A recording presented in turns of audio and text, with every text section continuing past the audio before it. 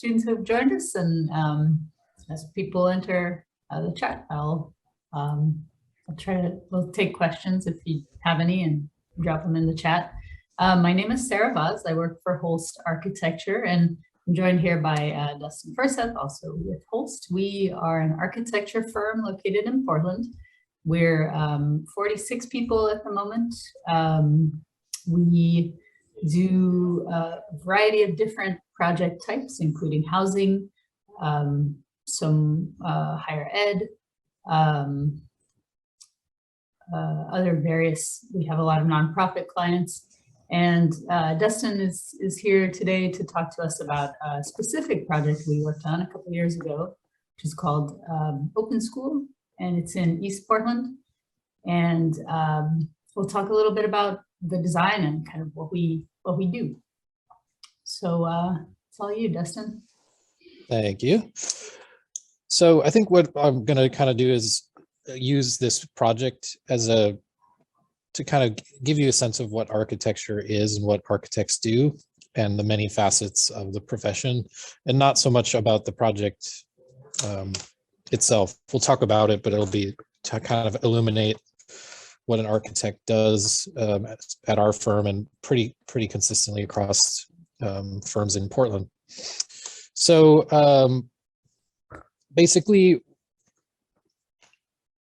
architecture is primarily a design industry. There's different, many facets of what you're designing, but buildings, landscape, and where different firms will have specialties, like Sarah mentioned, whether it's housing or schools. And then some firms like us, we do a lot of different types, but we focus on, special design projects that are sort of custom made for a client. So this project is looking at Open School. If you're in high school, you might be familiar with what that school is. It's out on 165th and Stark, on the border of Portland and Gresham. So this was a project. Here's a picture of it. It was completed in around 2016. We designed it. We worked with the contractors that built it. And that whole process took about 3.5 years of work. Most of our work is in the first year or two of doing the actual design and the documents, and then the client hires a contractor to build it, and we work with the contractor to make sure that they get all the details that we want it to look like come to fruition. So I'm going to kind of like go through like a chronological look at what we do. So this is like the first thing. When the client gave us the site and told us what they want the project to be, we kind of do research. And that research can range from many things, from a simple map like this, where we look at distances, we look at transit lines, we look at what other things are around, like complementary uses in the neighborhood, other schools or nonprofits. In this case, we were building a school next to a Boys and Girls Club that we also designed at the same time.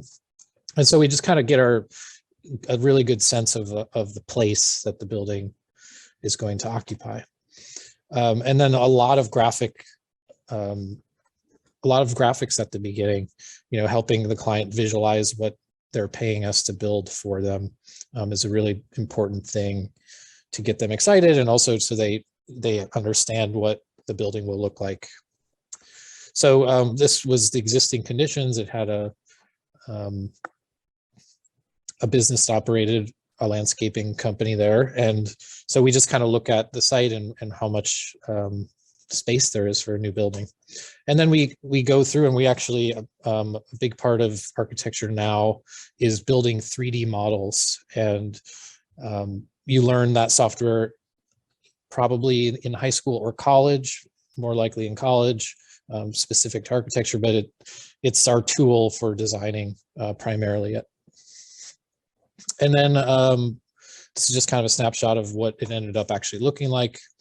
But now I want to kind of go through and look at some of the more creative side of architecture.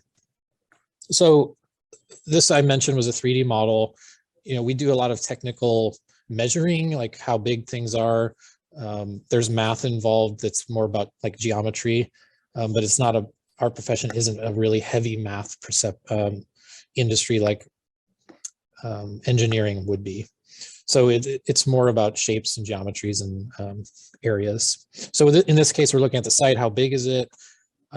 We know what program the client wants. A piece of program is like a room. We know they wanted a gymnasium that was around 3,000 square feet. They wanted classrooms. And so we try to write that all down and then graphically represent how big that is so that we can then stack it on the site and see how big the building might end up being. And those, then you sort of start layering in sort of more creative thought around how do you organize it? There's infinite ways to lay out different things depending on how many pieces there are. So in this case, we really focused on the central space of this building, and you'll see that. And so the whole design idea kind of dovetailed in with this idea of a central space for the students and the teachers to gather. And that sort of informed the organization of the project. So this is like, if you're looking at the top of the building to help explain the layout of the building, the beige rectangle in the middle is the double height space. The classrooms are the white boxes around it. And then how those arrange creates locations for windows and things into that central space. So it's just a series of diagrams that we made. And then we turned that diagram into a three-dimensional conceptual model and then showed the client some sort of like hybrid images of what the size and scale of that space might be like to get them excited about what that potential is. And then as you know, you'll get some feedback from clients and you'll make changes and you'll add layers and ideas, and you slowly try to get an image of what you think the space might look and feel like from a materiality standpoint. So these are examples of other projects that we showed them sort of the direction we want to go: wood, natural light. And we do these things where we might pin up a lot of images on a wall or on an online sharing platform and ask them for opinions with like little dots so that we can get a sense of their tastes and what they like. So these are for this project, some of the kind of more liked imagery: the strong presence of wood, views through large pieces of glass, and color, vivid color. So then we'll take all of that and we'll start to sketch, or whatever medium the designer is comfortable, to try and get a sense of what the building might actually look like. And then we'll spend time and model things in 3 dimensions so that we can create images. We call it rendering, where you take a very basic model like the lower left and you run it through a processing, basically a light processing, 3-dimensional images. Looks like a lot like a video game, and start to see things that look a lot more realistic. And we're doing in architecture, you do macro decisions, but you get all the way down to small details, like in landscape, is it stone, is it paving? And so we're looking at all these things over time and layering design elements on top of decisions we've already made, which is why it's a long process. And then as we get more information, you start creating a drawing set that has really detailed information. This is actually a pretty simple drawing. It just shows what the program pieces are, the classrooms, and the spaces. And at the same time, the 3D model is advancing. So we're starting to add detail, materiality, seeing the structure and some of the hand railings. Like, these are things that you build onto a project over time.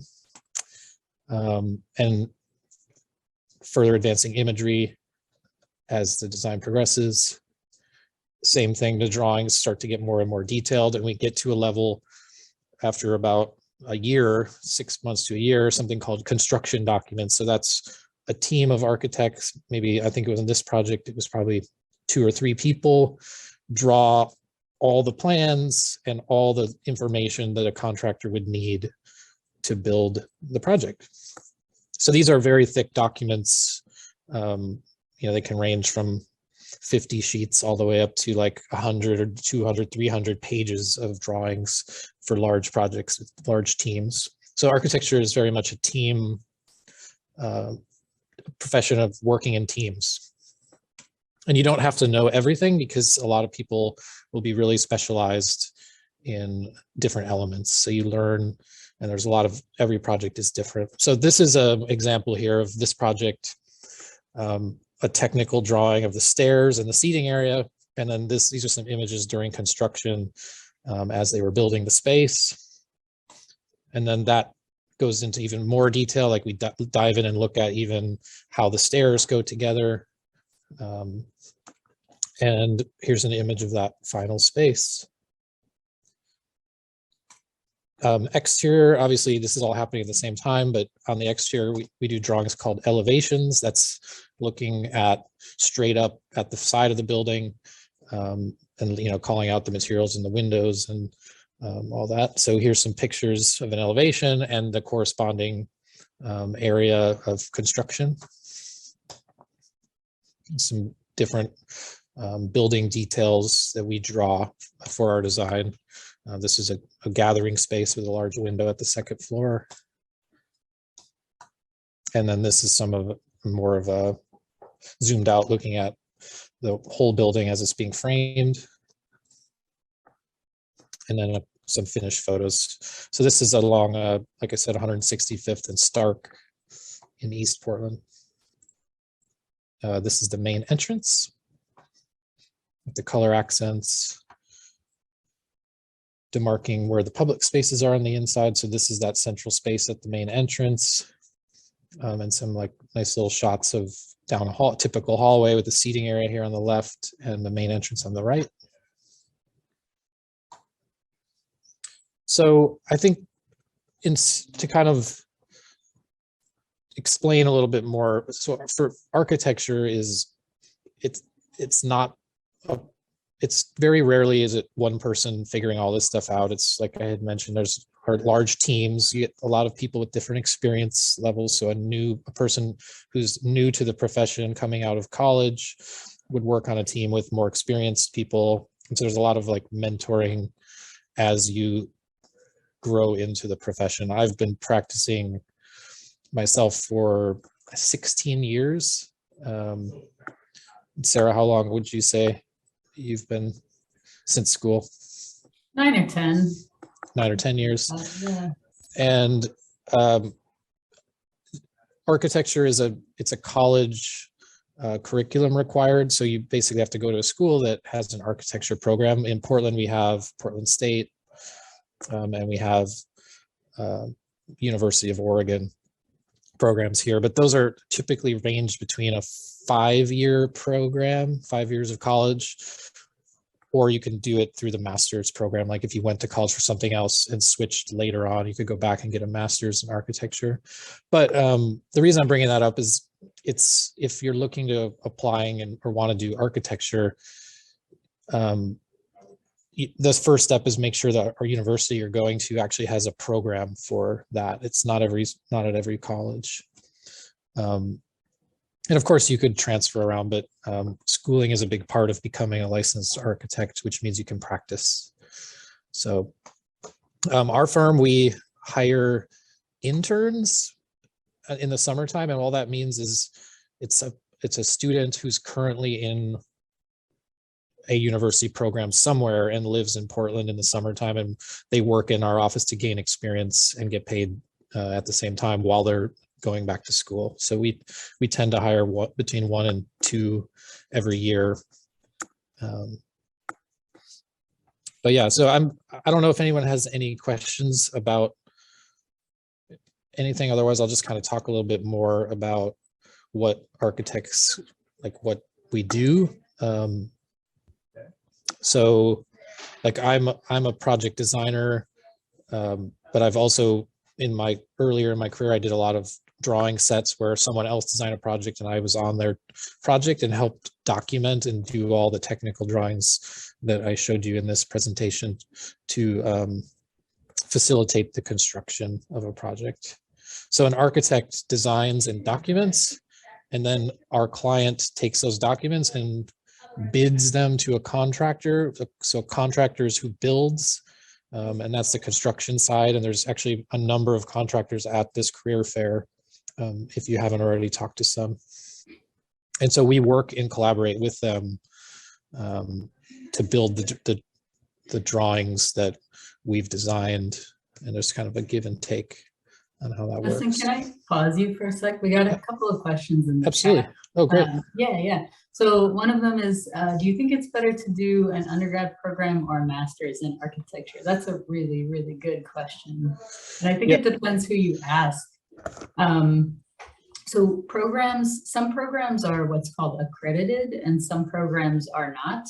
And that's something to watch out for when you are looking for a program because, for example, I went to school at the University of Cincinnati in Ohio, and I did both an undergraduate and a master's degree in architecture. The reason I had to do that is because my undergraduate program was not accredited. All that means is I can work at a firm with that degree, but I cannot get licensed with that degree. So I had to get an additional master's degree to get my licensure. Dustin, I think you had a different scenario where you had an accredited program, but it was a 5-year undergraduate program. Yeah, so an undergraduate degree in architecture is called a professional degree in architecture, and it's a 5-year program. Right. And there's not a ton of places that have that. So it's like the big name colleges have that typically, but you really have to look for it. So is it better or worse? You're going to get the same education. It's just really dependent on the school and how much time you want to dedicate. You're going to learn a lot in a master's program. So I think it's a very personal choice, which is better. Our firm, we don't prioritize having a master's degree or an undergraduate when we're looking to hire somebody. It really comes down to their ability and the work that they've done, and you get to do work in studios, which is called architecture studios, regardless if you're a master's or a professional degree. So if you're interested in saving time and money, probably master's is not the route. But if you want to have a more robust education and maybe someday teach in architecture, I would recommend a master's degree. Right. Yeah, and I guess if you do go the master's route, you can really choose anything in your undergraduate program. Some things will give you a little bit more of an edge, like if you do studio art or some form of engineering or environmental sciences. Those are all kind of undergraduate programs that would then just help inform your practice as an architect later. But you could really do anything and still be accepted into a master's program and then go on to be a really successful architect. I had colleagues who did an undergraduate program in English literature and are very successful architects. So it's not like medicine where you need to do a pre-med and then you go to med school. You can do anything in your undergraduate degree if you're also planning to go get a master's degree in architecture. But yeah, as far as which one is better, it really depends. From the perspective of an employer, we don't really distinguish as long as it's as long as it's any degree in architecture. From a licensure perspective, you need an accredited program. And then it just depends on your personal, the way you want to structure your life. And there's a lot of, this is something to keep in mind. Like actually Sarah did too, but separately, I lived in New York City for a long time and worked straight out of college. I moved to New York City because it was such an epicenter for architecture firms. A lot of very well-known architecture practices are in New York City. So different firms have different requirements. If you have more education, it's never going to hurt you when you're applying to very well-known firms. Something to keep in mind. I saw we had a couple more questions around this. The one that really popped out here was, you're in high school now. What would best prepare you for architecture? So our industry is very much about understanding how things are put together. That's like the number one thing that we do. We come up with an idea, but then we have to know how to put it together or learn how. So any sort of class that has drawing, whether it's more artistic or if it's more technical. So if you're able to learn like softwares like AutoCAD or 3D programs like SketchUp or any sort of computer graphics or modeling software, that would be really helpful for you. You have a leg up going into college because that's what they'll all teach you there. Any sort of like shop, like learning how to build. You don't need to build as an architect, but it really helps to understand how things go together if you know how to build stuff. And then I just stress the creative piece. It's really important to have a creative mindset, being driven and wanting to make stuff and figure out. So it's something to think about. And that doesn't mean you have to be an artist. You could be really focused on technical. I love to do drawings of really detailed things. Like that was something as a child I really liked to draw, like, you know, cars and trucks and things like that. And it translates really well as I grew older and got into a profession, knowing how to draw, knowing how to be creative. Yeah, I think I took a lot of art classes in high school, and I found that they did help me a lot in architecture school, because so much of the work that you're doing in school is producing drawings for the projects that you're designing. So I think that's another one too. On top of shop, I agree with that. You'll be making models, and potentially if you go to architecture school, you'll be having access to a wood shop. And yeah, so that's a great one. And then drafting, I think Dustin mentioned, like that's another class, something that allows you to use some of the software that you might use in a career in architecture. Yeah, I think that's kind of all of the facets of it. You'll use a lot less math than your career counselors might make you think. Because I feel like every person has this story where some career counselor said, like, you need to know a lot of math and also be good at drawing to be an architect, but we use a surprisingly small amount of math. And it's more geometry based. So Yeah. Just understanding, you know, if you're a junior now, you've probably already, I feel like geometry is like a freshman year or sophomore year math level. Ooh, we have another question.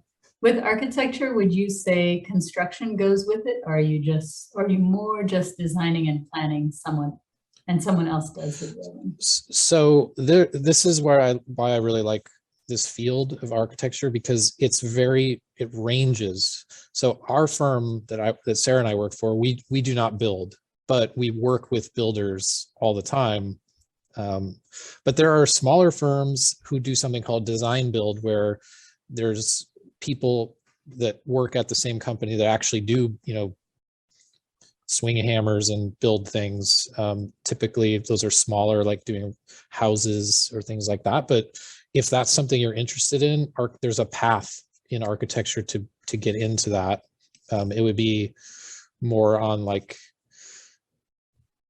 maybe on management on the contractor side. So there's a whole side of like a lot of architects, maybe they did architecture a while and have a second career. They'll work at a large contractor and they'll take the documents that an architect gives that contractor and they interpret them. And that's a lot of trained architects are good at that, just since you learned how to do it in school. And interesting enough, there's a lot of photographers who are architects. It's like a very common thing, like a profession change, just because you're looking at space and proportion. So I just feel like there's like a very large interest and opportunity to do different things within the field, and not just the way I described it as sitting and drawing. What are some of the coolest buildings in Portland? Sarah, you go first. Oh, I love that. I love that question. I really like I mean, besides all the ones that our firm has built or designed. No, come on. I think I have to disclaim that since this is recorded. No, there's a really cool project downtown that is Wyden Kennedy's office, and it's I think on 13th and I don't know the cross streets, but it's such a cool building and has all these like kind of crisscrossing. Like it has a huge lobby for one thing, like multiple stories with all these kind of stairs and pathways connecting it and views down into it and across it. And I really love that building. It's my favorite building in Portland. What about you, Dustin? I think one of the more newer projects, because I'll just, it's such a broad question, but for some of the newer architecture, I really like the new addition at the Japanese Garden. Oh yeah. So that's a Japanese architect who actually won the kind of the #1 architecture prize a few years ago. So it's a pretty cool thing. If you haven't been there, to go check it out. It's really kind of understated and beautiful space. It's not very big. And it's, yeah, I really like it. Yeah.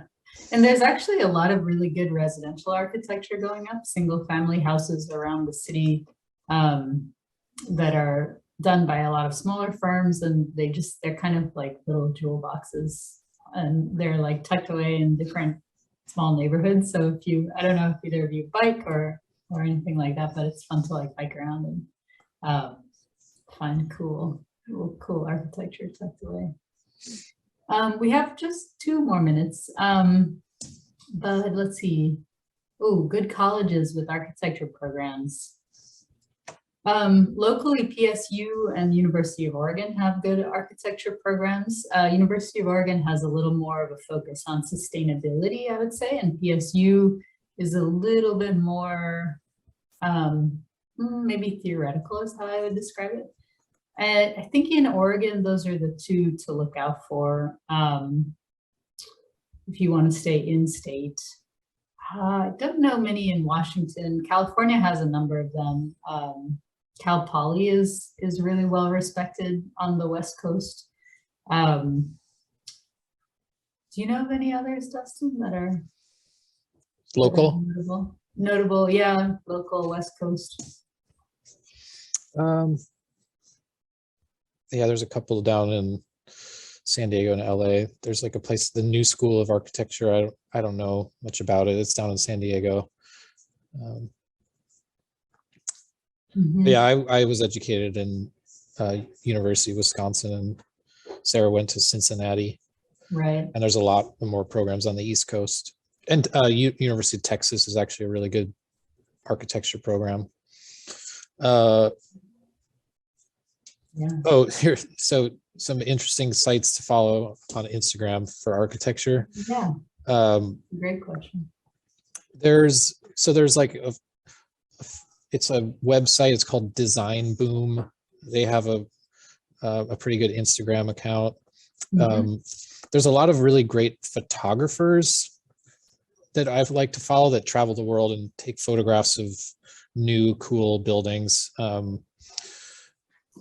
Iwan Ban, IWANBAAN, Iwan Ban, he travels the world and takes photographs of like every cool building from China to Europe to United States. There's a really nice photographer in New York City. I think his account is called Field Condition, but it's usually like towers and really stuff you don't see in Portland. So that's kind of cool. Yeah. Arc Daily, that's another good one. Yeah, that's kind of the classic architecture website. Yeah, those are great places to start.